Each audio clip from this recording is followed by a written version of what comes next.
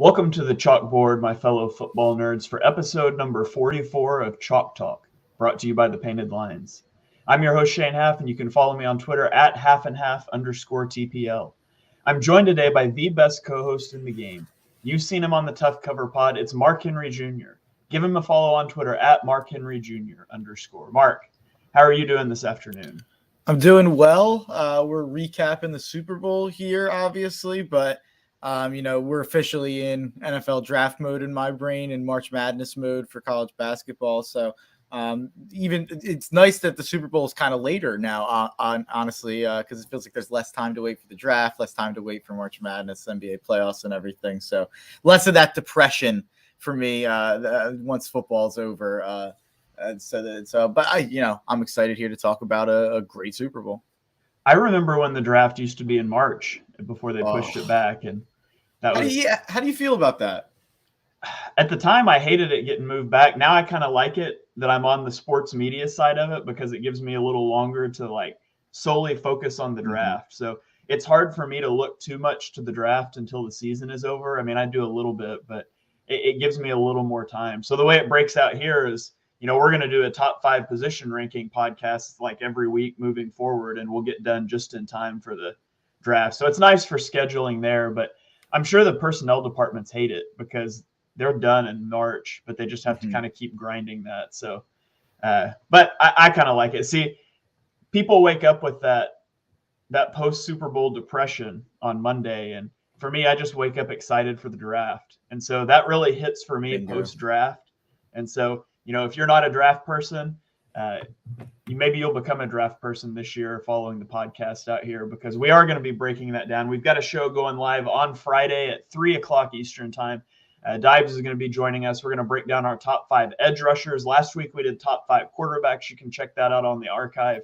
And we will go through every position, probably except for the specialists, kickers and punters. So we'll be breaking all that down for you guys, culminating in a live draft show that you'll want to be sure and join us for. So make sure you're subscribed everywhere. Click that follow button, turn on notifications.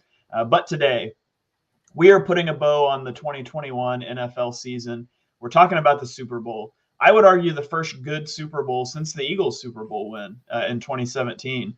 First game that was just competitive all the way through and not boring to watch. The Rams win as the road team in their home stadium, 23-20 over the Cincinnati Bengals. Mark, where do you want to start talking about this game? Before we get to the game, I have one quick disagreement. I think Chiefs-Niners was pretty good. That was a good game. I mean, it was a close game, but that game was just kind of boring. I remember watching that game and being pretty bored, and it was an exciting last 10 minutes once Jimmy G missed that pass and the Chiefs kind of exploded. But I don't know. I felt like the first part of that game was kind of a snooze fest, to be honest. Maybe I'm just so much of a Shanahan and a Mahomes guy that was just such an ideal Super Bowl for me that year. But I thought that was I think this was better, and I think ours was obviously better. And obviously Falcons Rams was better, but I thought it was a good game. But besides that, we'll throw that away. Yeah, you go back to what 3 years ago was. Let's see, 3 years ago was Rams Patriots, right? The snooze fest where nobody could score, and then you had the Chiefs 49ers, which probably the best game in that stretch before here. And then last year you had the Tampa Bay Kansas City game where that was just a blowout. The Chiefs couldn't block at all, which I guess segues into this game because the Bengals couldn't block at all either, but it turned out to still be a good game. I guess let's start talking about the pass rush. For you had the snippet that you put out there that the Bengals were the team of destiny, but destiny can't block Aaron Donald and Von Miller. And we saw that play out in the game, that Aaron Donald and that pass rush were inevitable. I thought the Bengals did a good job in the first half. Mm-hmm. But after that fluky start to the second half that we'll get into, the 75-yard touchdown on the first play of the third quarter, and then that tipped it wasn't tipped, it was just dropped interception, gave the Bengals the ball right back. The Rams defense stepped up and they shut down the Bengals. In 5 drives after that, the Bengals gave Joe Burrow was sacked 4 times, and they only picked up 4 first downs. They had 11 net yards on those 5 drives. Aaron Donald had 5 pressures on the final 5 drives, which, of course, included the game-ending pressure on 4th and 1. And so this pass rush, Although I thought the Bengals did a decent job in the first half, the wheels really came off about 5 minutes into the third quarter. It does feel like there's so many angles you can talk about this game from. I feel like more angles than usual, whether that be going forward or just even talking about what happened on the field. But yeah, we'll stick with the pass rush to start it out. And it's nice when when you follow the game pretty closely like we do, and you break it down X's and O's. You see where one team's strong and where another team's weak, and you say, well, I just can't see anything but this happening, and then that exactly happens. So I thought this was going to be a blowout, and I'll get into kind of the reasons why I was wrong. I want to dive into why I think that ended up not being the case, and that'll kind of be a theme throughout my breakdown of this game. The Rams D did exactly what I thought they'd do. I mean, they gave up 20 points. I thought they'd give up, 14 to 17 points. So they gave up a couple more than I thought. We'll get into why, like I said. But like you said, the third and fourth quarter of this Rams defense, that's one of the most dominant performances you'll ever see from a defense of all time. I mean, I can't ever remember a half where an offense just felt as hopeless in that big of a game when the game wasn't out of hand.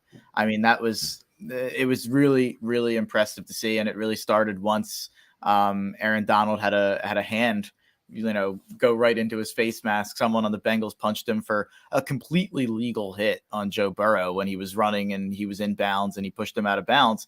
It was a very legal hit by Donald. He gets punched, and you don't want to make Aaron Donald angry. Burrow was like 2 steps from the sideline when Donald didn't even hit him. He pushed him out of bounds. It's ridiculous that wasn't a flag. Oh, I totally agree. The Bengals should have got a flag for retaliating against Aaron Donald for a football tackle. Like it was ridiculous, but it's like the Hulk. Like you won't like Aaron Donald when he's angry, and I think that riled Aaron Donald up, and it's maybe that's just a casual fan watching the game standpoint where it's like, oh, you see that, and then he's angry and he's making plays, but I'm sure he was plenty motivated in the game. But I really do think that did give him some sort of motivation to get after it. And when he starts getting after it, not only does that open things up for him, but it opens things up for Von Miller. It opens things up for Leonard Floyd. It opens things up for Ernest Jones, who had a really big game. It's really, really, exactly what I thought would happen in the game. Now, if I'm shifting away from the Rams defense, I think that the reason that this wasn't a blowout, the reason that I was wrong, that the Rams didn't blow them out, the reason that I was wrong in betting Rams -4 was I put too much faith in Matt Stafford and I put too much faith in Sean McVay, and they're the Super Bowl champions. So for the next year, we're going to hear about how, Sean McVay's a Super Bowl winning head coach, Matt Stafford's a Super Bowl winning quarterback. And I'm not going to take things away from that because both of them have done a great job this season and, getting them here. But I mean, if you went on Twitter in the third and fourth quarter at different points of that game, every tweet was about Stafford and McVay, and they were not positive. I mean, they were not positive tweets. There was plenty of, Jared Goff really just can't make a throw right now. And I tweeted that once. Did you? When he missed Cooper Kupp in the back of the end zone near the end of the game, I said, I can't believe Jared Goff missed that throw. And coming into this game, I feel like there were 2 areas that the Rams were credited with being clearly better, and that was talent on the field and having a better coach. And the players bailed the coach out in this game because I thought, and we'll get into the coaching, but I thought Sean McVay called a terrible game. I think they both did, right?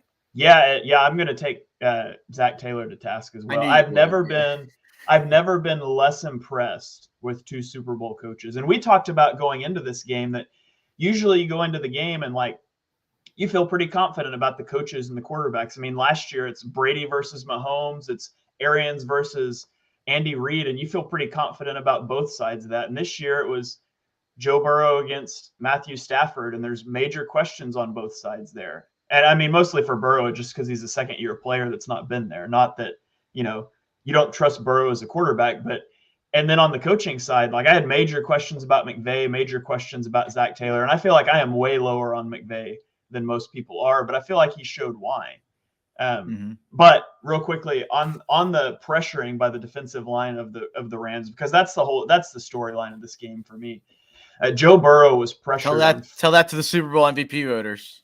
Yeah, no kidding. We'll get into Yeah, that. I was gonna ask you about that too. Yeah, But we'll talk Burrow about was it. pressured on 42.5% of his dropbacks, which is the highest number in his career, despite having a time to throw of 2.41 seconds, which is the third lowest time to throw of his career.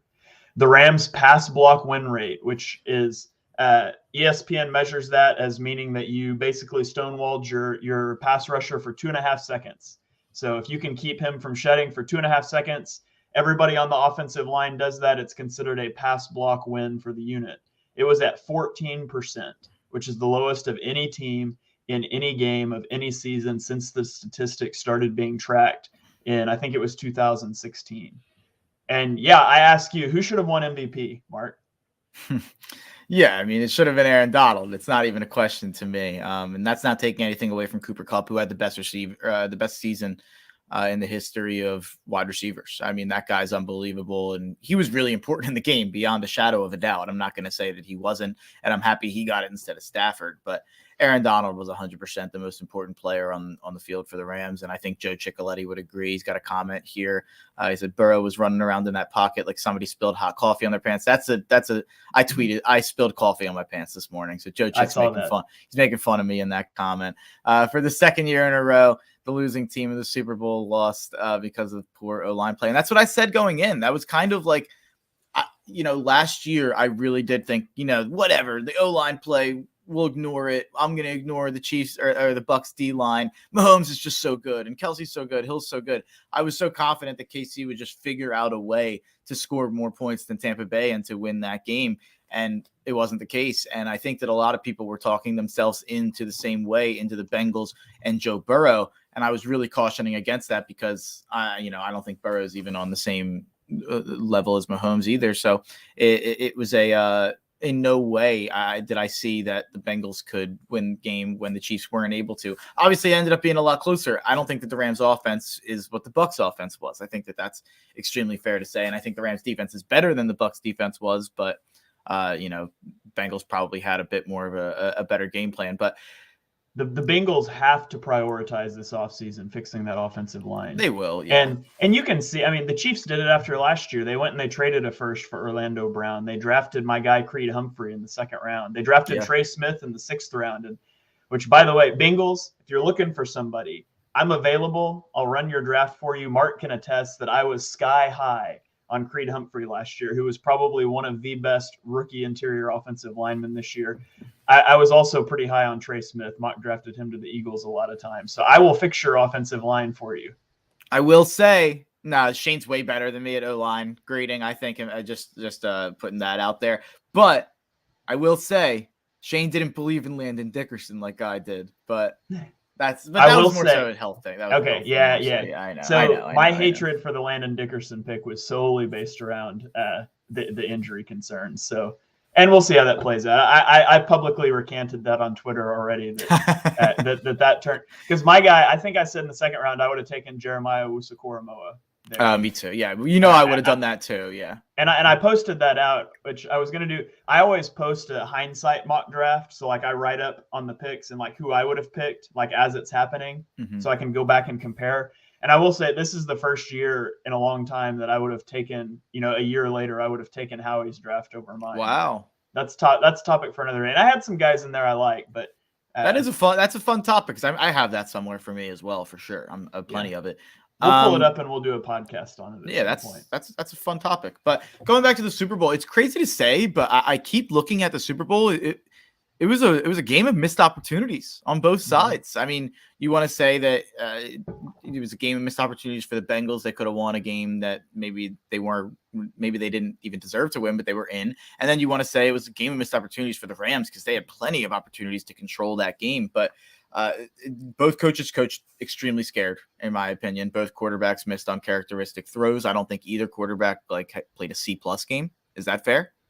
I don't think either quarterback played great. I think there's more of an excuse for why Joe Burrow didn't play great than there is for Matthew Stafford, the constant pressure he was under. But it's hard to discount the effect that OBJ going out in the game had. And so to get into the coaching a little bit here, OBJ goes down in the second quarter. After that, they went under center play action a lot, which is not something that they've typically done. They had as many under center play action plays in the first half as they typically have in an average game over the course of the season. So they started to rely on that a lot. I feel like McVay fell into the trap at halftime of thinking that if you were going to be so reliant on under center play action, you had to run too to establish the run. And there's a multitude of analytics that says you don't have to establish the run for play action to be effective. But he thought he had to, and he stuck with it, and it never worked. The Rams had 19 handoffs to running backs for 30 yards at 1.5 yards per carry. They lost 10.7 EPA on rushing plays. They had negative 23 rushing yards over expectation. At one point, the Rams had 18 carries with a 0% success rate. Never in the history of this statistic being tracked has a team had double-digit carries and a 0% success rate before. And McVay almost lost them the game because he was so determined to keep handing the ball to Cam Akers when it obviously wasn't working. And it's just baffling too many to things. Me. Huh? I have a top 3 for reasons that the Rams didn't win this game more handily, and you hit on 2 of them. So do you want me to hit on the Odell or the rushing game? Do the rushing game, and we'll circle back to Odell. Rushing game. Okay. So rushing game, I would put this in the top 3, 100% of reasons why the Rams were not able to control this game. We talked about on this show. We said, the reason we were concerned, or we said the team that we thought would try to establish the run would be Cincinnati, because you look at the game before, 17 first down runs out of 21's Mixon runs, and you looked at, how good the Rams' run defense was. We thought, the Bengals will be the team that stupidly keeps trying to run the ball and can't do it. It wasn't. It was the Rams, and makes no sense because they haven't been able to run all postseason. 23 times for 43 yards. I really thought that was going to be what ended up costing them the game. And I, like you hit it on it there. I tweeted 4 times during the game, I think, stop using Cam Akers. I didn't understand the insistence of Cam Akers. At least Henderson was providing something in the passing game. He had a couple big catches. I would have preferred getting him in there for Stafford, for blocking and receiving purposes, instead of just giving carries to this guy who was doing nothing. And he was, I get, like, Sean McVay probably feels some loyalty to him since he fought back from an Achilles injury, but it's a Super Bowl, man. You got to put out there what you got. That's going to give you a chance to win. At least let's see what Michelle has. Not that I think he's anything special either, but we saw Akers did not have it in this game. And that's absolutely one of the top 3 reasons that the Rams didn't win this game by more. Well, and this is not long after Akers almost fumbled away the Tampa Bay game too. He wasn't there all postseason. You're right. Joe Ciccoletti chimes in and says, only players, in my opinion, that played well / phenomenal were Mixon, Donald, and Kupp. I would throw I thought Von Miller played really well in this game. And I'm just going to get into this now. I was going to talk about this later. But another guy that got killed on Twitter that the average football fan probably thinks had a terrible game that, honestly, I'm here to tell you did not, is Jalen Ramsey. I'm here to tell you cornerback is the worst position that you can play in the NFL because I went and watched the cut up of all of his coverage reps. Jalen Ramsey was credited for allowing 5 catches for 160 yards and a touchdown. That's the highest in his career. I would say he played like a B+ game. That's why cornerback is the worst position to play in sports. Like, it looked like he played terrible. Honestly, I thought he played an incredible game. And I would not want to be a cornerback because the only time people notice you is when you get your face mask ripped off and give up a 75-yard touchdown. Yeah, so if you take that 75-yard touchdown off, that shouldn't even count. It's really, he gave up 4 catches for 80-something yards and no touchdowns, which is not a great game. But the one thing I will say is it could have cost them. He fell down on 4th and 1 against Jamar Chase. It looked like Jamar Chase had a step or 2 on him. Although I saw the freeze frame on that too, though. He's got his eyes in the backfield and already saw Donald wrapping up Stafford's, or not Stafford. If Burrow had somehow gotten away from Aaron Donald there, that could have been really problematic. But yeah. Yeah, no, Jalen Ramsey's a great player. Did you see what Burrow said about Jalen Ramsey after the game? I didn't. Said he was the best in the NFL. He didn't say position. I don't know if he was saying best corner in the NFL or or best player in the NFL, but they asked him about Jalen Ramsey, and he went, "Oh, he's an incredible player. He's the best in the NFL."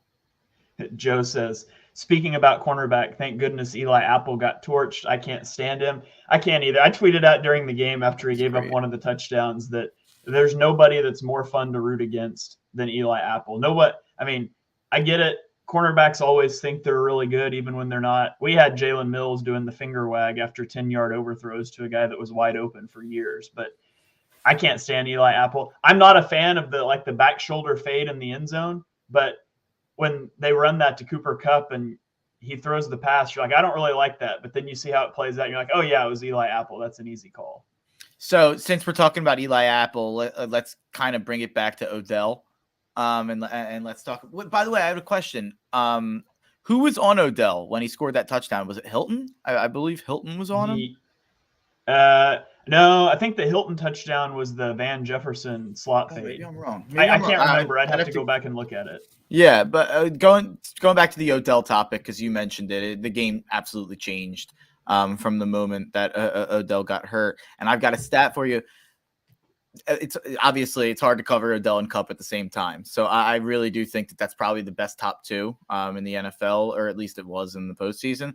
And before Odell was able to get hurt, I'm all jumbled up. Able to get hurt. I'm all jumbled up. I've got too many notes. I'm going all over the place. I took notes during the Super Bowl like a maniac. But Stafford was 10 for 11 for 140 yards with 2 touchdowns and 0 picks on a near perfect passer rating with Odell.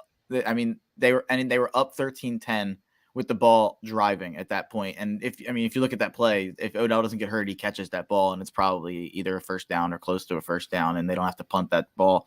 And then so we had 10 for 11, 140 yards, 2 touchdowns, 0 picks. After he gets hurt, 16 for 29, 143 yards, 1 touchdown, 2 picks. Not a good passer rating at all. Completion percentage like somewhere around 60. So obviously it's easy to forget too that that's not the only receiver injury they had. Odell was brought in to be the number 3 wide receiver, and exactly. Robert Woods got hurt right away. So it's not just that they lost a receiver; it's that 2 of their top 3 receivers are down, and that definitely makes it a lot easier for the defense to figure out how to cover you. Yeah, when I said Odell was able to get hurt, I meant to say the Bengals were able to focus on Kupp once Odell got hurt. Brain soup. But I think that this game is different if Odell's healthy. I don't think that the Bengals would have been able to cover both of them all game. After they went up 13-3, I was thinking, this could go how I was thinking. But I mean, the difference was pretty evident, and I definitely wouldn't have been as bullish on the Rams had I known they were getting 1.5 quarters of Odell and we were going to see a lot of backup receivers. And even another thing that I don't think a lot of people noticed with this is a part of the Odell injury. The tipped interception, that was a good pass from Stafford off Skoronek's hands in the second half. He's probably not in there if Odell is playing, or at least he's probably not a target on a big play like that. So, I mean, it's multi-pronged to how big that loss was for the Rams. So that would definitely be one of the 3 biggest reasons that they didn't win this game by more. And it'll be interesting to see what happens with Odell as a free agent. It's terrible that he got hurt like that. And you have – I mean, the Rams couldn't move the ball in the second half until that final drive. And Sean McVay ran an entirely different offense that last drive. McVay loves his condensed sets. He loves to run duos, those sorts of runs with the condensed sets, uses receivers in the blocking game, which is great with Robert Woods, who's a fantastic run blocker, Kupp with Odell, who's even a good run blocker. But these backups just wasn't working. They come out that last drive, and on the last drive, they averaged their formation splits being 3.5 yards wider. So they widened out the formations. They spread it out. They moved from calling 54% trips formations for the game to 33% trips. So they started spreading it out both horizontally and in terms of distributing the receiving threats better. And that kept Cincinnati from pushing the coverage to Kupp's side like they'd been doing the whole second half. And you saw Kupp went off. It's like, oh, yeah, we've got the best receiver in the NFL on our roster. Maybe we should throw in the ball. And they marched right down the field. And Stafford leads his 36th fourth quarter comeback win. This one on the biggest stage possible. He has the most fourth quarter comeback wins of any quarterback since he was drafted. I think it was 2007. I forgot to write that down. And so Stafford didn't play the best game. he did come through at the end when it mattered. A little bit of help from the officiating down in the red zone, and we can talk about that. I thought before you react, I thought this was a terribly officiated game all the way around, from the missed blatant offensive pass interference on T. Higgins on Jalen Ramsey, that 75-yard touchdown, to the missed call on the punch thrown at Aaron Donald, to that holding call by the Bengals that wasn't holding. It just felt like for 58 minutes the officials let them play, and then they're like, okay, there's 2 minutes left. Don't forget we're here. We're throwing flags every play. It was 5 flags and 4 plays down at the end, and I'm not a fan of, it's the Super Bowl, let them play. Like, if it's pass interference week 1, it should be pass interference in the Super Bowl. It should be the same game throughout. But it just felt very uneven, not in terms of one team being favored, but just in that they let them play for so long and then clamp down at the end. So I don't like officials inserting themselves into game that much. That was annoying to me. But props to Stafford for finally getting his ring. Props to Stafford for, wasn't his best game, but he gets over that hump. He asserts himself in the postseason. And now we get to hear all the dumb Hall of Fame debates about him this offseason. Well, he's already in. You can write it in. He's got the numbers and he has his ring now, so it's not even going to be a debate. But do I think that's fair? I don't know. Who cares? But the point that I do want to make about the holding call is that if you look at the play directly before the one that everyone got upset about, the third and goal to Kupp, that I don't think it was holding. I mean, he did have a hand on him, but I don't think it was a holding. I don't love the call. The play before, Darrell Henderson got tackled on a pass. It should have been holding the play before. So whatever. And then also on that third down, the Rams definitely had a false start as well. So it was definitely a poorly officiated down. I agree that down was poorly officiated. The other flags, you said that there was 5 flags in the final 4 minutes. One of those was on the Rams to negate a touchdown. It was a ticky tack. It was a ticky tack holding in the backfield that I don't know. I didn't think that that seems like just as ticky tack as the 3rd and goal that everyone freaked out about, I guess, to me. But and then the one where Kupp beat him on the out and the guy just grabbed him. He didn't have that was absolutely a flag. So, and the other flag that, when it negated the offsetting, yeah, Jesus, my brain is not doing well today, folks. But then the offsetting penalties, they were offsetting that guy hit him in the end zone. That was a dirty hit. But so I only have a problem with the one holding, but it kind of negated in my brain by the play before. I have a problem with that being called a dirty hit, though. Maybe not dirty. To me, and Chris Long tweeted about this too. He's like, what do you want the guy to do? You're literally in the Super Bowl with 90 seconds left, and the guy's catching a pass in the back of the end zone, and you're not allowed to hit him. Didn't lower the helmet, didn't go head hunting. He hit him hard while he was in the air. And to me, and yes, that's been a penalty in the NFL for years. I think it's ridiculous. I don't know what you want a defensive player to do in that situation. Yeah, no. The only way to not get flagged is to just step aside and let him land and score the touchdown.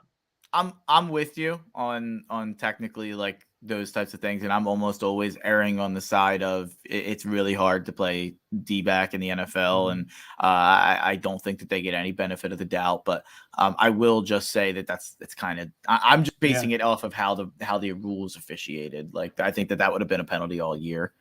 Is kind of what I was coming from. But I don't disagree that they need to kind of re-look at those types of things. So let's flip it over to the game was not over after the Rams scored their touchdown. The Bengals beat the ball back. People have forgotten that, though. People have kind of just made it that, they got that holding and the Bengals got screwed. You cut out for a second. We'll see if his mic pops back on here. Maybe. All right. Well, I'm going to talk for a second while you. Okay, I hear you now. All right.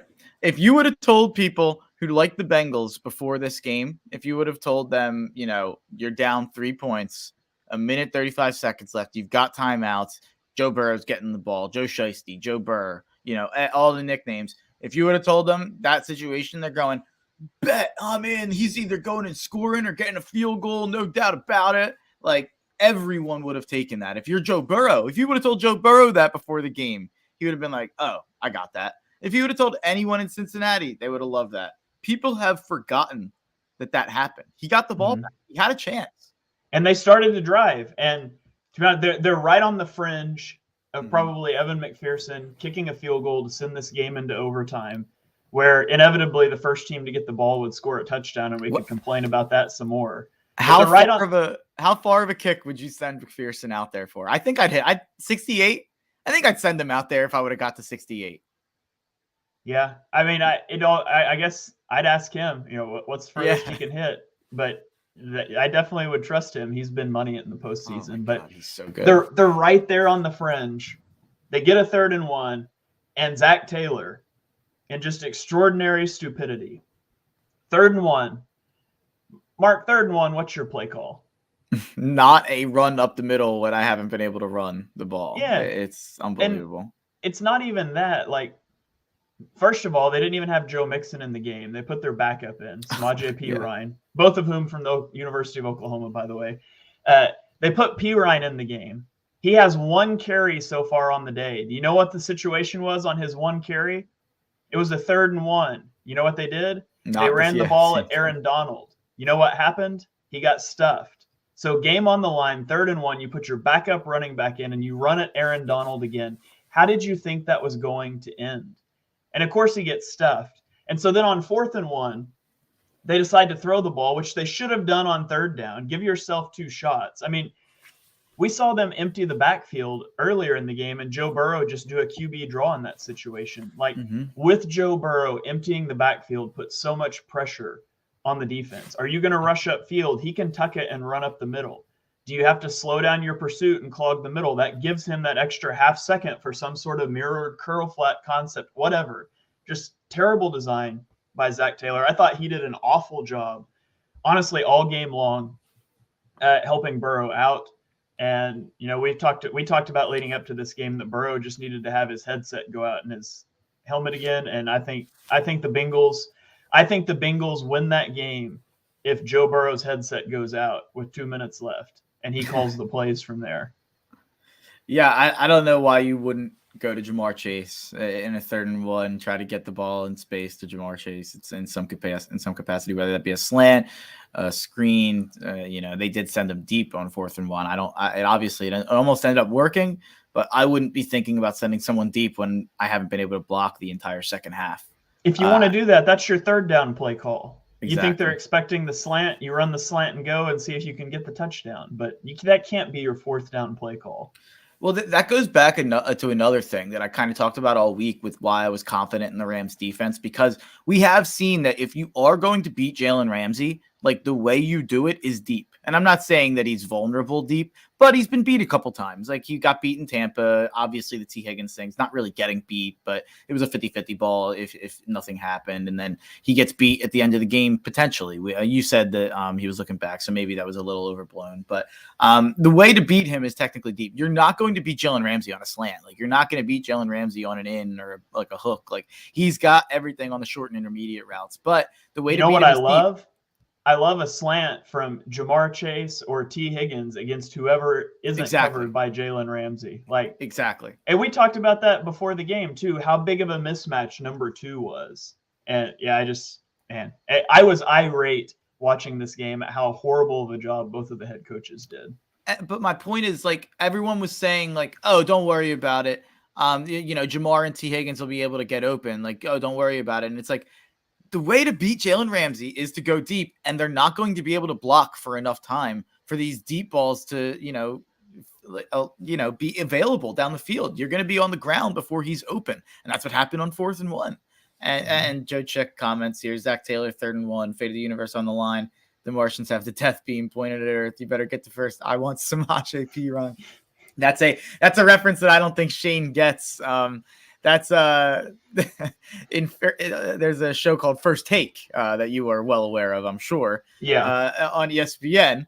And they did a thing when the Warriors were in the finals a couple of years ago and Steph Curry wasn't hitting shots in the clutch. And Max Kellerman said, fate of the universe on the line. I want Andre Iguodala instead of like Steph Curry and Klay Thompson, and it's like a famous meme. But yeah, that's Samaje Perine is the equivalent of that. It's funny. I couldn't believe they didn't have Mixon out there. I couldn't believe they didn't throw the ball both times there. But I mean, I would have my 4th and 1 play call or 3rd and 1 play call, whichever one you want to go with.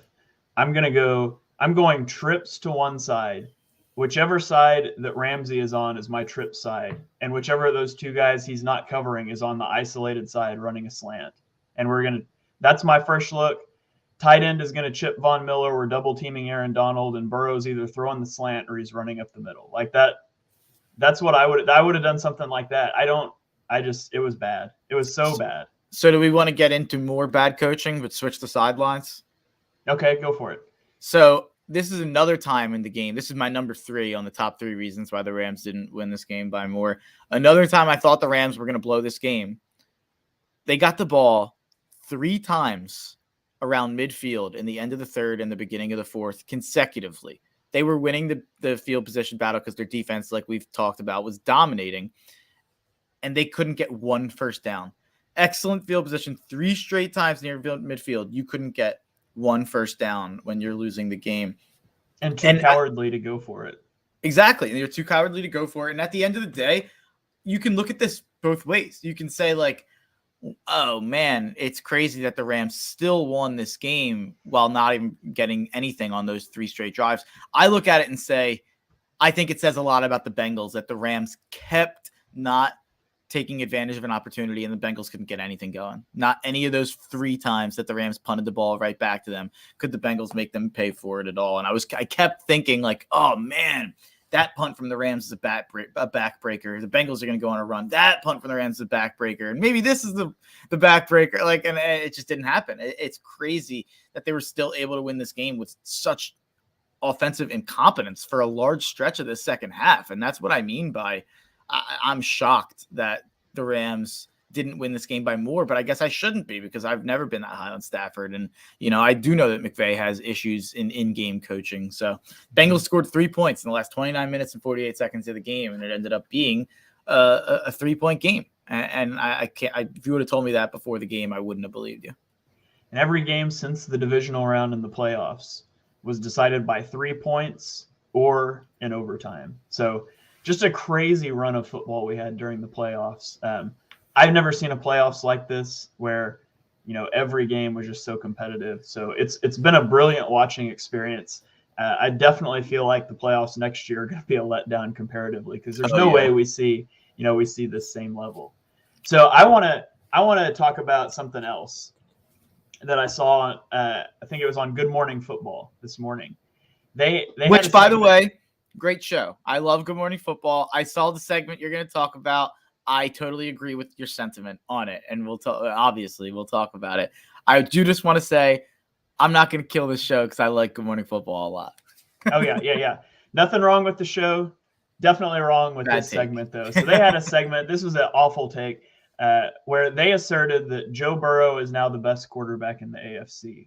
And, so can we just go, one offseason without he made the Super Bowl, QB wins, and that whole debate again because Joe Burrow is not the best quarterback in the AFC.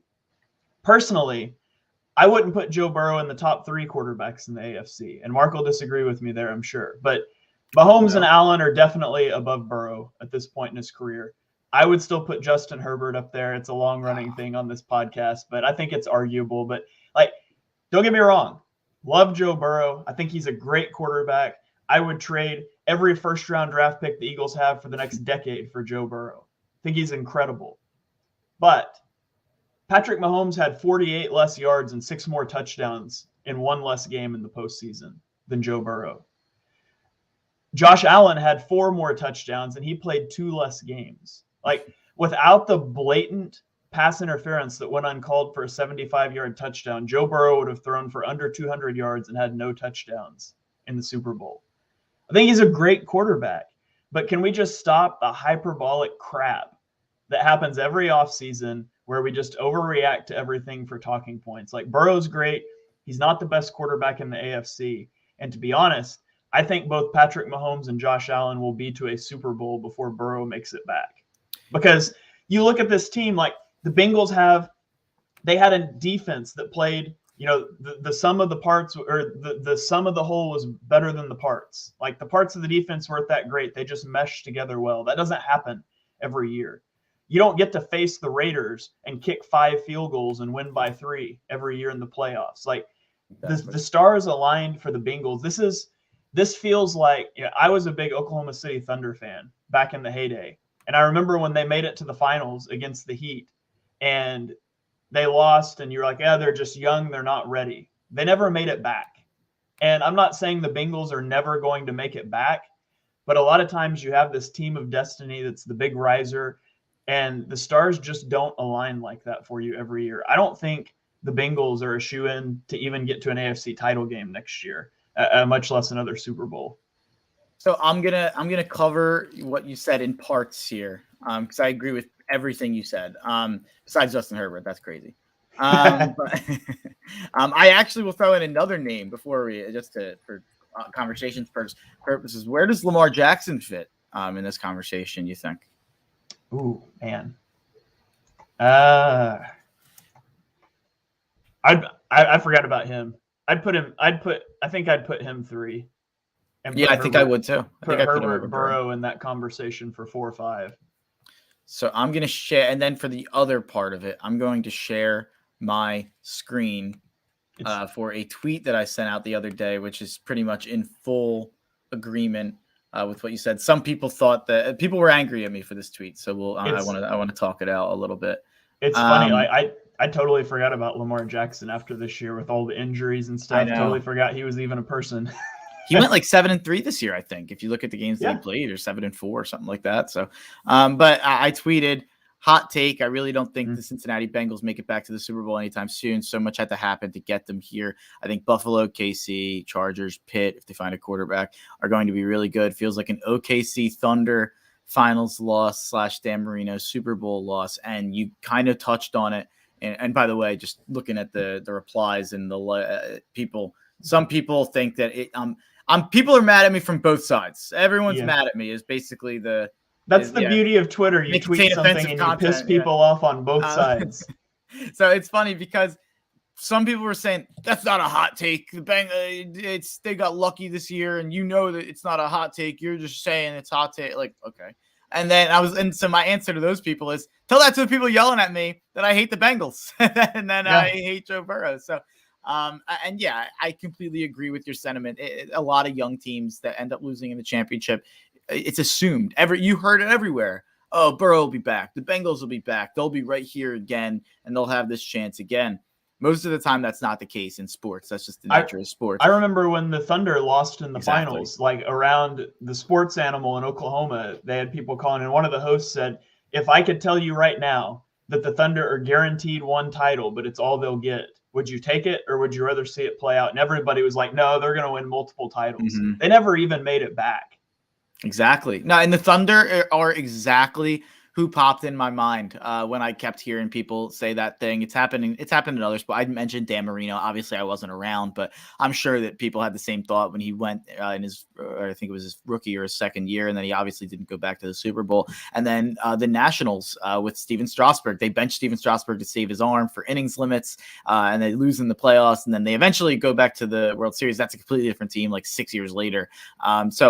I just think so many times when a young team loses in the playoffs, everyone makes excuses for them and everyone says, oh, they'll be right back and it'll be fine. And most of the time that's not the case. And you might have to throw the Broncos into that. I mean, if they go get Aaron Rodgers, they're up into that echelon of AFC. The AFC is stacked. And yet I didn't include Baltimore. Like you said, that's actually why I remembered Baltimore for our little purpose. And then, bringing it back to the Good Morning Football thing. To whatever we disagree about, like Lamar, Herbert, Burrow, whatever, Mahomes and Allen are in their own planet. I would argue Mahomes is on a little bit different planet from Allen. I still think he's a good bit ahead of Allen, but those two guys are on their own planet, probably in the NFL, let alone the AFC, especially in terms of young quarterbacks. If you take Aaron Rodgers out of the discussion, but Aaron Rodgers takes himself out of the discussion in the first round of the playoffs every year. That was a good one. Yeah, it's nice of him to boycott the Super Bowl. But yeah, no, it's the Good Morning Football segment was ridiculous, and it was totally out there just to try to drum up a little talk. I think it's a week after the Super Bowl, but I won't blame him. So I have another Twitter thing that I have a bone to pick with as well. I saw Bengals fans, and obviously they're biased, but saw Bengals fans during the game tweeting out that the Cincy special was greater than the Philly special. Let me just remind people that the Cincy special was a second down play where your starting running back threw the ball to your star wide receiver who won offensive player or offensive rookie of the year. The Philly special was on fourth down, and it featured a third string tight end throwing the ball to a backup quarterback. So you tell me, obviously your Super Bowl, whatever. The Philly special was objectively a better play than the Cincy special, but they both result in 6. And also, interesting nugget, that was Joe Mixon's first career NFL pass, and it went for a touchdown. He also threw one pass in college at Oklahoma, also for a touchdown. So if Joe Burrow goes down with an injury, maybe Joe Mixon should be their backup emergency quarterback. Yeah, it's funny. But yeah, the comparison's ridiculous. We did it on fourth down. It's not, it's ridiculous. And by the way, we won the game. So that's what makes it not even a conversation at this point. So I think that was Dan Hansis, which is funny. It was Dan Hansis who tweeted that, right? Because I saw him getting killed for that. I can't even remember. Yeah, which is funny. We just killed Good Morning Football and Around the NFL, which are like my 2 favorite pieces of football content. Like, Dan Hansis is like he's the host of Around the NFL. He's actually like my favorite guy on the pod too. But yeah, it's I think that a little context there for that. This is so unnecessary, but they had a podcast co-host who like passed away, and he was from Cincinnati, and they did a whole thing about it. His wife was a Rams fan, so that was like their Super Bowl, and he was like all in on the Bengals winning that game. So and he's also a Jets fan, so he like loves long-standing like franchises. There's like long suffering franchises, so he was just all in on this, and which, by the way, he should be all in on us. Then we were long suffering too. But whatever. This Philly special is untouched forever. Yeah, absolutely. We were the first too, by the way. So exactly. All right. I can't really think of anything else. Mark, do you got anything else you want to talk about with the game, or? No, we'll. Do you want to talk Super Bowl odds for next year a little bit, or do you want to table that? Yeah, go for it. Do you have them pulled up? I don't have them pulled up. I had a couple that I liked. I do know the top couple. I know that the Chiefs and the Bills are right now the favorites in the clubhouse, not just for the AFC but for the NFL. So let me pull up the rest. I believe that it's the Rams following right behind them. The team that I like Rams, a little value. Rams don't even have a chance next year. They're going to lose everybody and maybe their coach. Well, that's actually, we have to touch on that before we go to the Super Bowl odds. That's actually something I wanted to touch on.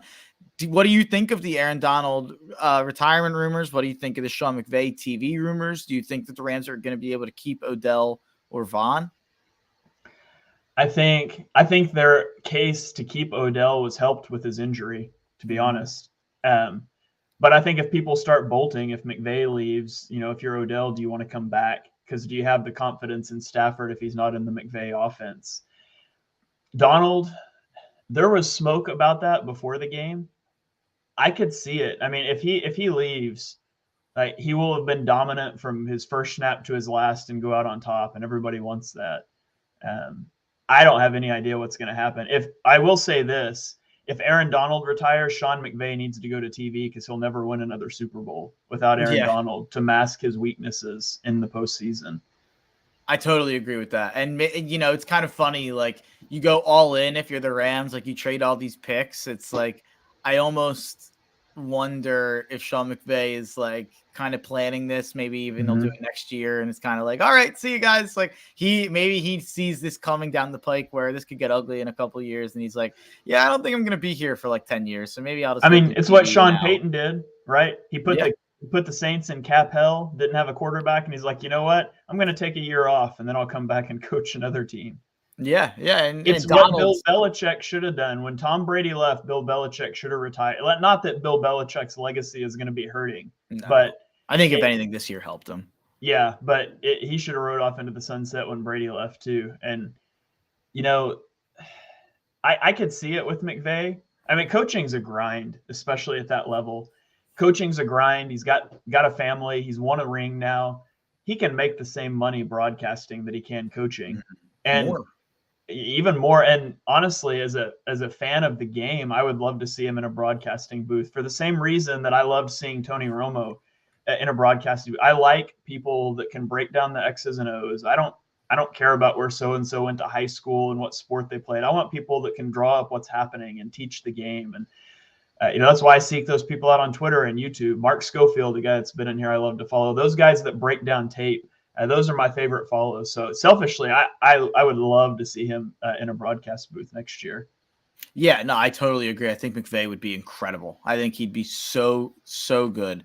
And I would much rather see him than a Chris Collinsworth or a Troy Aikman personally as a color guy in the booth. I'm not huge on either of those. So just cut his mic when it's 4th and inches and they're talking about if they should go for it or not. No, I totally agree. But yeah, it'll be interesting to see what happens with the Rams. I do, like you said, I totally agree on the Odell thing. I think Von's probably gone. I think Von will go get a bag somewhere, like a short-term deal, if I had to guess. I don't have an idea in mind of who would do that, I guess. But and then it'll be interesting to see with Donald. I would respect it though. How could you not respect it? You go out as the best player in the world, arguably. It's eight-time Pro Bowler, 7-time first team All-Pro in 8 years. He's already, I think, one of the 3 best defensive players of all time. I don't think that's crazy to say. It seems like that's kind of become accepted. Lawrence Taylor, Reggie White, and Aaron Donald are the 3 best defensive players of all time. It kind of seems. I guess the only argument for Aaron Donald coming back is just money, which obviously that's a big part. I think he's probably due $20 to $25 million or whatever that may be the case. But besides that, your legacy's perfect. I mean, it'd be incredible. But Joe Chick said, is the Rams' way to getting the Super Bowl going all in for a 2-3 year window worth it? And is it the new way of the league then building through the draft free agent picks up rookie contract QBs? No, because I think that the risk of not winning a Super Bowl is obviously so high when you do that. The Rams had obviously worked out. They had such a good team before they went all in. So I think that that's really what like there's not many situations that I think it'd be like, oh, let's just go all in like the Rams did and we'll win a Super Bowl. There's maybe like a couple, like a very small handful in the league, maybe a San Francisco who doesn't even have the picks. They traded for Lance. So there's not even that many teams that have the capital or the roster ready to go to do that right now. So I don't think that that's going to be a new way of the league. How about you? I think you'll see it from time to time. I don't think it's going to be like the new craze. As far as is it worth it? Absolutely. If you could tell any GM, owner, coach, hey, we're going to go all in and win a Super Bowl and then have a losing record 3 years in a row, they'd sign up for that. And so, 100%. I mean, if you don't make it, if you don't get the Super Bowl, then obviously that sucks. But if you win a Super Bowl, whatever you did, how many ever years of the future you had to mortgage to get there, it was worth it because the Super Bowl is incredibly hard to win. It's high risk. I think you'll see it, but it's not going to be something that you see multiple teams doing every year, I don't think. Yeah, no, I don't think so either. So I guess let's segue that into what we started talking about with the Super Bowl odds. We've got the Chiefs at plus 750. We've got the Bills at plus 750. The Rams plus 1,000. The Cowboys plus 1,400. Yeah, it's a little too high, I think, as the 4th favorite. The Bengals at plus 1,400. And then the 49ers, probably my pick currently to win the Super Bowl next year at plus 1,500. I think that roster is loaded. They're not in cap hell. They actually should have a little bit of wiggle room, if anything, in terms of maybe being able to add some pieces, especially now that they have we'll see what happens with Jimmy G. That'll be really interesting to see with what happens with San Fran's offseason. I even heard a report that Washington was thinking about trading a first for Jimmy G, which that's like I don't know where Washington is in the draft. They're like 11th overall. Yeah, that'd be a hell of a trade for San Francisco if you're able to swing that. But if they get a third for Jimmy G, that's good value. I think especially because teams know they have to trade him. Like, you're not keeping him again. Like, I think a second from Cleveland would be fair. Like, I think that's like, fair for both sides. Like, I think that's fine, but a first would be wild from anyone, I kind of think. But So I think the Niners will get value there in some capacity. And then even besides that, I just think the roster's so good. And I think if Trey Lance is average, I think he's going to bring such a different dimension to that offense and going to really beef up the running game, which already was obviously so good. But for the Super Bowl winner, I think the Niners are the best. I'm not going to make it yet. I'm going to let it play out a little bit. But after that, we got the Packers plus 1,600, the Ravens plus 2,000, the Broncos plus 2,000, which, by the way, the Broncos being up this high is such an overreaction to Rodgers news and rumors. And I don't think that roster is anywhere near competing. Like, everyone's just saying, like, oh, you plug Rodgers in there, and it's like, oh, they're right away. And it's like, that roster would be so much worse than Green Bay's current roster. I've never understood that. But and Bucks, they're in a division with the Chargers and the Chiefs too, and the Raiders who made the playoffs. Like, yeah you're exactly right. The Bucks at plus 2,200, Titans plus 2,200, Pats plus 2,500. So I'll skip the Chargers plus 2,500 for your sake. We'll skip down. We got the Eagles plus 4,000. We only have better odds than the Raiders, Steelers, Commanders, Falcons, Panthers, Bears, Giants, Jags, Texans, Jets, and Lions. So not many teams in the NFL that the Eagles have better odds to win the Super Bowl than next year, but a couple more than last year probably. My long shot, if I'm giving a long shot, would be the Steelers at 50 to 1 at plus 5,000. Then I would also take them at plus 2,800. To win the AFC, because I do think that there's a chance they get, of either a high rookie quarterback or a Jimmy G that would help them, or Derek Carr or something. I think the Steelers will be able to make something happen at quarterback that will dramatically change those odds. Maybe they'll even get a Rodgers, who knows? But I think they'll be able to do something that'll change those odds. And that Steelers roster is much better than it played this year. And honestly, going 10 or whatever they went, making the playoffs with the corpse of Ben Roethlisberger was incredibly impressive. I think if they get an average QB in there, they're going to be really competing. Yeah, I would go. I like the Steelers if they can fix quarterback. I like the 49ers on that. I think, average Trey Lance would be better than Jimmy G was this year. I wouldn't touch the Packers with the uncertainty around Rodgers leaving, nor would I touch the Broncos because I don't think they make it even with Rodgers, like you said. But anyways, yeah, some interesting odds there. I definitely wouldn't touch the Cowboys. There's no chance they're winning the Super Bowl. Super Bowl pick right now, Shane. Next year, I'm putting you on the clock. What is it? You got to at least wait till after free agency. No, you're 2 days late. You had to have this on Monday. Are we going based off of odds, or are we just picking? Well, take everything into consideration, but I'm doing a little crazy one. I got Niners Steelers. I'm saying something happens with the Steelers. Whatever, I'll throw it in there, but Niners win. So you can go with if you want to take some teams as there are right now, or do some forecasting. Yeah, I mean, if I'm taking based on odds, I love the 49ers Steelers that you just threw out because I really do think the Steelers are going to make something happen at quarterback. If I'm just picking, odds aside, it's really hard for me to pick against either the Chiefs or the Bills. I think one of those teams, they're the betting favorites for a reason. But if I'm playing the odds, I'm not going to bet either of those at plus 700 or plus 750, whatever it was. That's just not good enough odds for all the potential outcomes. And those odds will change throughout the year. If you want to get those, I think you'll have those at a better value in the future. But yeah, KC just wait till the Chiefs start 1-4 and then bet them on way bigger odds and watch them roar back. I do want to say this. I want to get this out here. In the first 54 Super Bowls, there was never a team that played a Super Bowl on their home field. The last two Super Bowls, the Buccaneers played in their home stadium. The Rams played in their home stadium. I think the NFL has to stop this, and I've got a solution.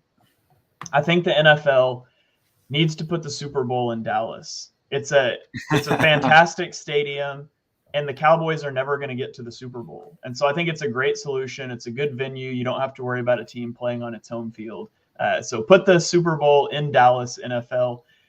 It'll just make it where it's an even playing field for everybody. Did you see what Micah Parsons said in an interview today? Talking about how everybody disrespects the Cowboys because they're jealous. And I was like, yeah, I too am jealous that my team doesn't have 3 playoff wins this millennium. Well, he also said regardless of performance and regardless of what happens on the field, we're the team everyone wants to be, and we're the most important team. And, it's very Penn State of him to say that, because that's just a very Penn State outlook on things, because it doesn't matter what happens at Penn State, but they think they're the most important thing. So, Micah Parsons has been told his entire life he's much more important than he is, whether that be on the Cowboys, and he got more attention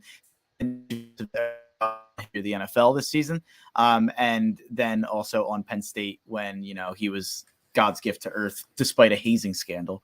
I'm not a Micah Parsons guy, not a Cowboys guy, not a Penn State guy. So overall, that whole entire quote as a whole really pissed me off. But taking it back to your other point, you know what the NFL did do to make sure that the Super Bowl is not going to be in a home game next year? What's that? They put it in Cliff Kingsbury's house. The Cardinals aren't making it. They put it in Arizona next year. Cliff Kingsbury's like, I got you guys. Won't be a home game. Yeah, we'll take. Don't be concerned when we start 10-0. We're gonna fall apart like we always do. Mr. Crockpot chimes in. He says, "Happy draft season." It is indeed draft season now, and he's going to be joining us live on Friday at 3:00 for our Edge rankings. So make sure you guys tune in for that. Mark, do you got any final thoughts before we get out of here? No, my final thought is. Dibes has a comment here. What did the police officer say to his belly button? You're under a vest. Boo! That's my final thought. I appreciate it. One day Mark will appreciate dad jokes, but not yet. I don't have any final thoughts either. I think we have meandered for far too long today, but I hope you guys enjoyed it. Thank you for joining us for episode 44 of Chalk Talk as we put a bow on the NFL 2021-2022 season. Don't worry, our feed is not going dark. We'll be back at least once a week with draft content. We'll have some 2-show-a-week times where we're doing some other off-season content as well. So if there's something you want to hear us talk about, hit one of us up on Twitter. My DMs are always open. I'd love to cover anything that you guys want to hear about. If you enjoyed what you heard on the show, be sure you smash that subscribe button so you don't miss the next episode. Drop us a 5-star rating and review on Apple Podcasts. You can follow us on Twitter. I'm at _TPL. He is at Mark Henry Jr. _. So from me, from Mark, from the Painted Lines, we'll see you guys next time.